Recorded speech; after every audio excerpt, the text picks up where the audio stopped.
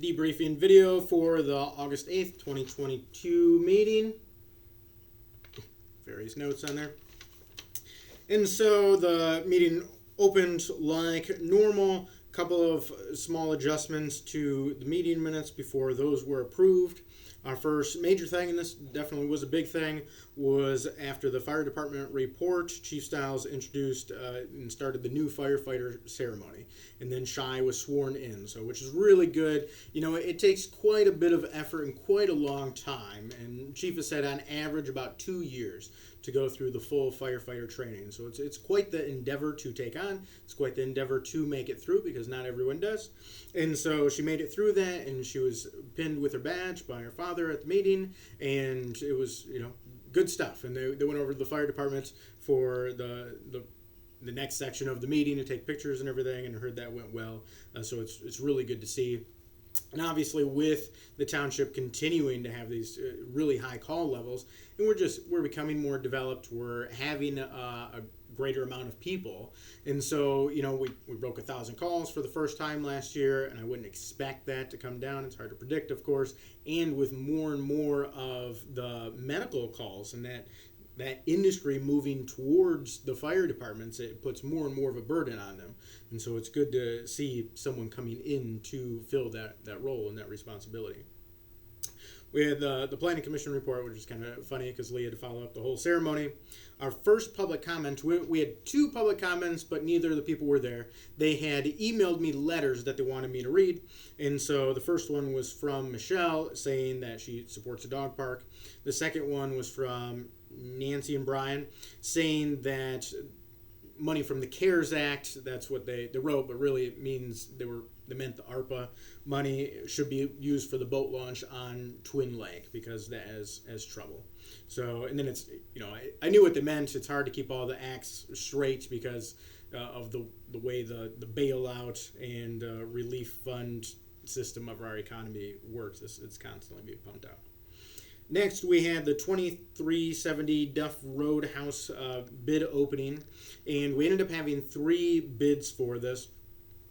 One was with a number of qualifications, so I would have proposed that we don't accept that because it was tearing down the house and everything like this, which is what I'm trying to not have the township do.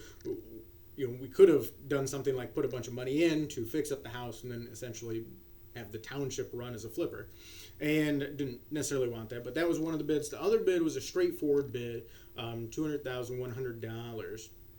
And how I like bids to come in and how they often do.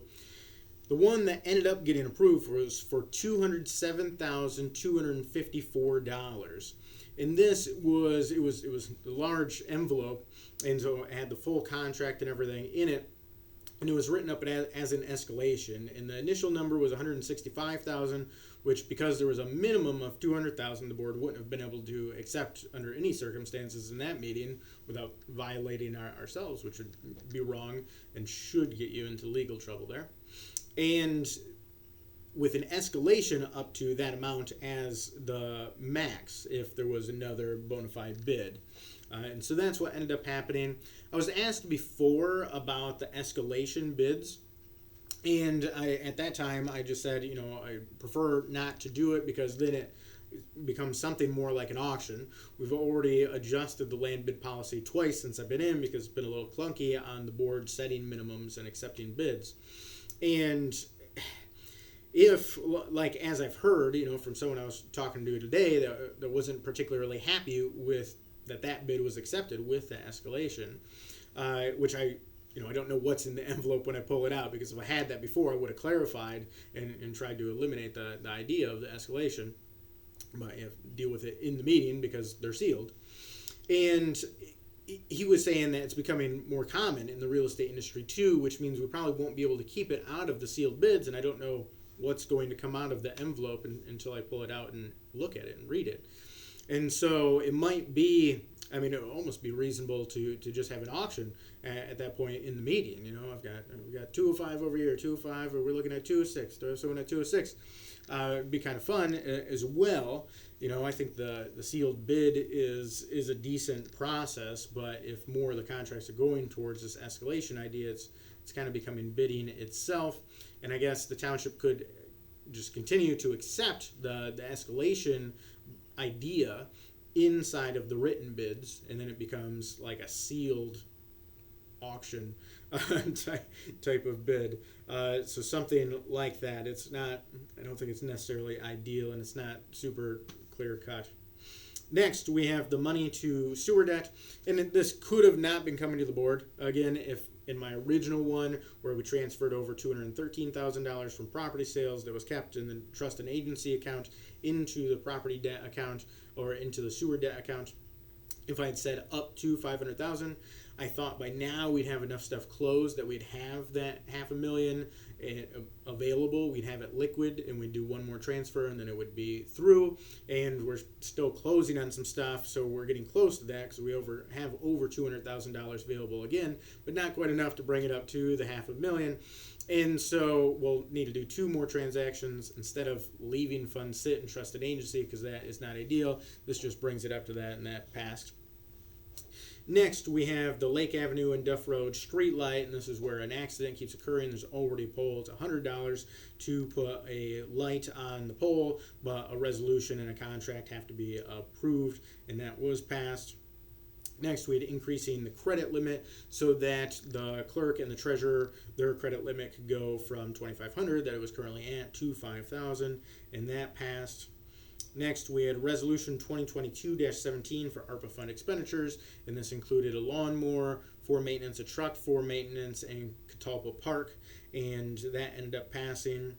Next, we had the Central Road paving petition for the unpaved portion of Central Road in between Riley Thompson and Bard, and the petition has 92% of signatures. It just missed 2 people along that section of road, and so that ended up getting accepted, and I sent that on to the road commission. Next, we had our discussion items, the lake channel easement and beach use. This is just that the lake channel easement is not a public easement, and then there's some people also pulling their boats up over in that area and disembarking onto the beach and the land and setting up and hanging out, and it's private property. And so this idea was just to bring awareness to that, because that's changed this year apparently. Next, we had the dog park discussion, and it's a decent amount of money, $30,000 for the fencing to be installed the way we had it drawn up at Beagle Field. So there was a decent amount of discussion in these discussion items. But the way this basically came out is that I'm looking at having numbers drawn up for converting Duff Field over on Blue Lake Road and Duff into a dog park. I have to look into the details of that, because I do believe that's on the gun club's land on a long-term lease, but I haven't actually seen that lease myself, and so I need to look at that and read it and check it out. And I mean, when I came into office, almost all of the contracts were expired for various things, for other governments that were storing vehicles here, and with the inspectors and those types of things. And so I'm hoping this lease is in some sort of shape like that. But I'd heard that it's supposed to be a long-term lease, but I have to look at specifically what that is, and then I'll meet out there with Vance and see what he would draw up on a proposal for completing that, which should be more cost-effective because there's already a big fence around it. But the one at Beaglefield already had one side as well. Next, we had the mandatory water connection ordinance, and this is a problem, and I think a decent amount of misunderstanding on it. I think a decent amount of the board, probably about half the board, thinks, and maybe still thinks, that the choice is between like putting a new ordinance into place or not, and not fully realizing that there's already an ordinance in place.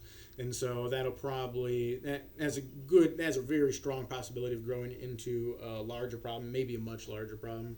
And so we will wade into that in the near future. Next, we have the cell tower proposal, and this was another company that had reached out on the behalf of American Tower, on the behalf of Verizon, for reducing these amounts. Because I had rejected them before I would take it to the board, and unless it was something decent, they had offered a lump sum, $7,500. They had offered to eliminate for a set number of years out through 2027, the idea that they could cancel it annually, and some other things, and the drop was a couple $100 a month. So, but the general idea from the board was we would still need something better to consider it. Next is the vacation policy, and this was all over the place. Basically, still, and Christy's gonna work on writing up a different version, and we'll see how that goes. Next, we had our second public comment, and a decent amount of public comment here. And I appreciate, this is, I wanted that last public comment to be able to be this discussion where people could say what they want or do updates on what's happening in the community or whatever was needed, and so by just having the public comments up here at the beginning of the meeting, because I like having two. I mean, technically we can only have one, but I like having two so that people can comment before an item happens and people can comment at the end. And by having it just on the agenda items, it lets us get to business and get some of that accomplished, because people will leave in the middle of the meeting after the thing that they are looking at occurs, and they take off, and that's useful for their time and everything. And then when you get to the second one, though, it's more open. Usually by that point, people from the audience want to leave. I have board members that want to leave. I'm personally very comfortable with sticking around for hours discussing this stuff. But I appreciate the people holding these comments until the end in an orderly fashion. And so the first one was Kevin, and he was talking about the FOIA request, and it came in right about the same time that Tracy was taking office, and then it was confusing on exactly what he's looking for in assessing. And I've talked to him, I think, a handful of times on the phone and exchanged a few emails, probably a handful of emails with him too, approximately, right in there over a number of different things. And so, he didn't talk about assessing this time. He was just talking about the FOIA request itself. And it is important to, I think FOIA is very important. I think the Open Meetings Act is very important, and FOIA's Freedom of Information Act request. And I talked on the phone today with Kevin too, just about that. On our website, we have the FOIA information and the process posted, and that doesn't align with MTA's policies themselves, Michigan Townships Association, which a lot of times they seem to have decent stuff. I've disagreed with them, like on the sewer debt. I consider it a major problem because it's a major problem, and their head lawyer does not consider it a major problem. She thinks that you should just let the disaster occur and then kind of deal with it then, or let the next person deal with it. So I've had some disagreements with them too, but a lot of times they also have decent information. And so I'd mentioned that to Tracy, and she'll look at that, when she gets time. And so, but would be good to tighten up on this, and he's threatening a lawsuit, and I get threatened with lawsuits a few times a week. I think basically all supervisors do. It's when I have meetings with other supervisors, it's kind of a joke on how much people say, there's a liability issue, there's a lawsuit, this type of thing, and it's important. But I certainly have my own views on it, and I consider it not too big of a deal on this type of thing. If the township did something wrong, I think the township should then go to court and lose. That's where I am on it. And then there's this tendency to try to cover things up by all these settlements, which I completely disagree with. I think it should be illegal for the government to settle lawsuits. I think the government should either be found to be in violation, and then that should be the ruling, it should come out publicly, or they should be found to not be in violation. And I think the idea of the government suing and settling, or someone suing the government and then settling, both those are very bad processes. But nevertheless, gotten a little off subject, but his comment was about FOIA, and he'd mentioned a potential lawsuit and stuff. So the next one was Parnell, and he mentioned that there are events, food events for raising money happening at the American Legion in Holton and the FOP, the Fraternal Order of Police, on Twin Lake to raise money. I think maybe just the FOP one. I didn't actually write down the details on the amounts and the times and the days. But if you're interested in those, definitely look them up. I think the one at the FOP supports the fireworks in Twin Lake, which I know, they usually have a lot of support for those, which is very good. And I thought the show was very good this year. I liked it. It was like a grand finale the whole time. I know there's some disagreements on that. Next, we had Marilyn. And she made the point that we should look up other vacation policies, other places for the vacation policies, which I looked at a few. She mentioned like not recreating the wheel, and I don't think anyone's proposing reinventing the wheel. We're working off the policy we already have to adapt it, and then I was comparing it to other places' policies. Next, Al mentioned that basically he considers the Arpa funds, and there was a little bit of that discussion between CARES and Arpa again, but similar. It's just the federal government inventing money, so increasing the supply of money a ton. A lot of people misunderstand money. It's a medium of exchange, so it's representative of wealth, and so if you increase the money supply without creating actual wealth in the society, like things, Say's law, very important, from Jean-Baptiste Say, part of the French liberal school, best economic school in my view from the 1800s, even best overall I think, and they're considered proto-Austrian. But that whole thing I do consider bad, from coming from the state, coming from the feds, the CARES money, the ARPA money, and it doesn't seem to matter who the president is. It happened under Trump, happened under Biden. They're both pushing these types of programs. I do consider them bad. And so he brought it up as a moral issue on whether you accept that money or not. Made the case that the ARPA funds should be returned. And I agree. I agree that it's a moral issue, and I agree that it's a difficult issue. And so I try to see everything through a moral lens, actually. And my favorite work on it is On Human Nature by the philosopher Roger Scruton. Just died a few years ago. He's British.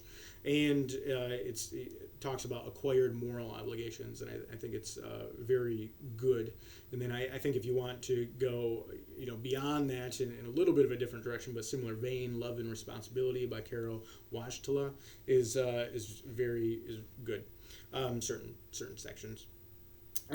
But what I think you're stuck in a difficult place here, right? So if you decide not to participate in those types of things, it's very large. 53% of the township budget is through state revenue sharing. And so if you're making the case that you shouldn't accept money from the state, then right off the bat, not only should you return the ARPA funds, you should cut your budget in a little more than half entirely.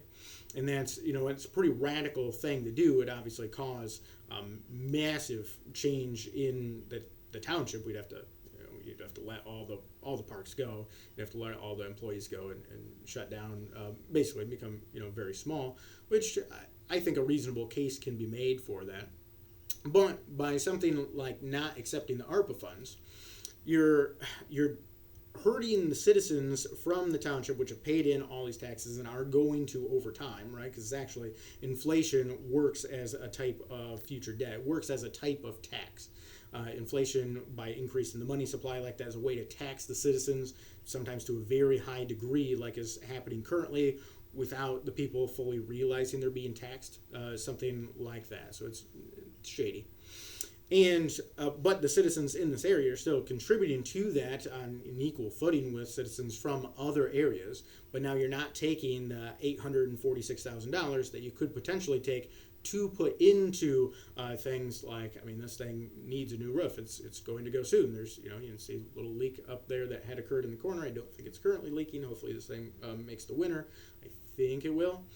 And money into roads and these types of things, So it's it's a very good debate. I think it's reasonable point. I think basically everyone makes reasonable points, especially if you work to understand them.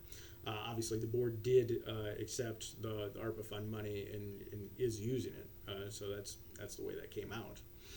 But still, fair point, fair view. Next, we had Karen, who talked about hesitations with a dog park, about liability and safety concerns and these types of things.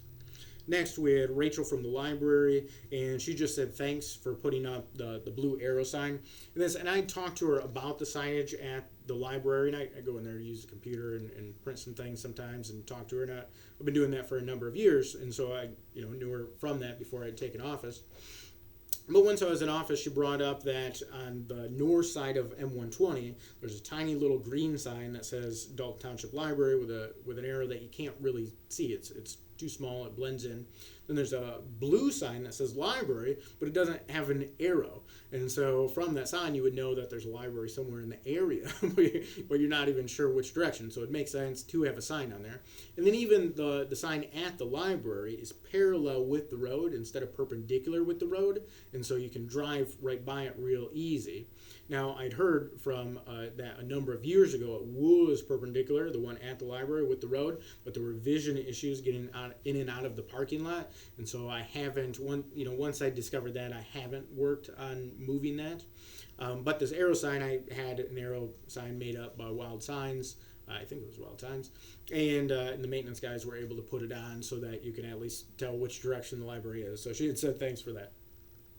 Next, Tracy had noted the voter turnout, which was about 23%. She said we have 7,782 registered voters. We had 830 people vote absentee and 956 vote in person. And, so relatively low turnout, but that is expected in these types of elections.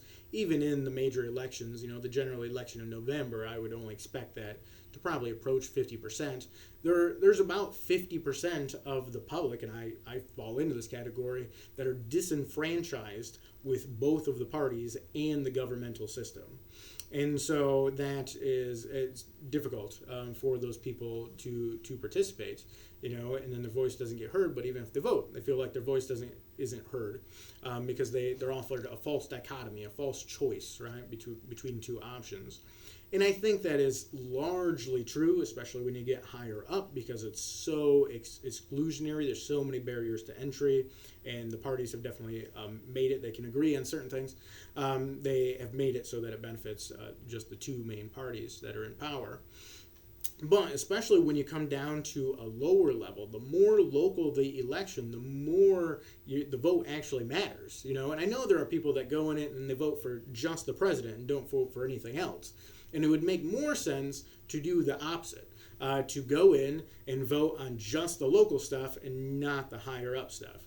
I understand why people don't do that, but it still logically would make more sense, because that is where you actually have some influence, and there are at township levels, there are times that it ties. There was a trustee in the last election, last general election in Holton that tied, and then they draw the name out of a hat. And so one vote would have decided, that person that was like, I don't feel like voting that day, they would have decided that election, which is very, very interesting to consider. And I even had that happen when I was younger, when I was in my late teens. I was over 18, I was 18, 19, with my grandmother. She was a trustee out in Blue Lake, and she, I was staying up in Norton Shores at the time. I lived out there, but I'd stayed overnight in Norton Shores. And so I didn't go out to Blue Lake to vote that day. I think I went for a hike and went out to eat or something instead. And she lost by 2 votes. And we knew, 2 people that hadn't voted, and maybe a few more. And so easily she knew personal family and friends that hadn't voted in the election that would have made the difference. And that year for Christmas, she gave me a literal lump of coal. Unprocessed lump of coal, which was funny, definitely with her character, and that's, it's great, it's a great story. But the local elections, certainly people's votes make a difference. So, anyways, that is all of the meeting. And if anyone has any questions, comments, thoughts, ideas, concerns, feel free to reach out. A lot of that stuff is ongoing, and I try to bring those discussion items. I bring a lot more stuff to the board and a lot more stuff for discussions, and I have a lot more open discussions than most governments, maybe all governments. And because I like releasing information, I think it should be transparent, and so I think that's important. And so, the meetings seem a little different sometimes, I think, because of that discussion at the end. But I also think that's important, and then people can see things coming and go home and debate it with friends and family, and go out to breakfast with someone and talk about the issues that are coming up, that are made public, so people can do that. But anyways, if anyone has anything else, feel free to email supervisor@daltontownship.org or call my direct line is area code 231-332-6700. Thanks. Until next time, Jeff signing off.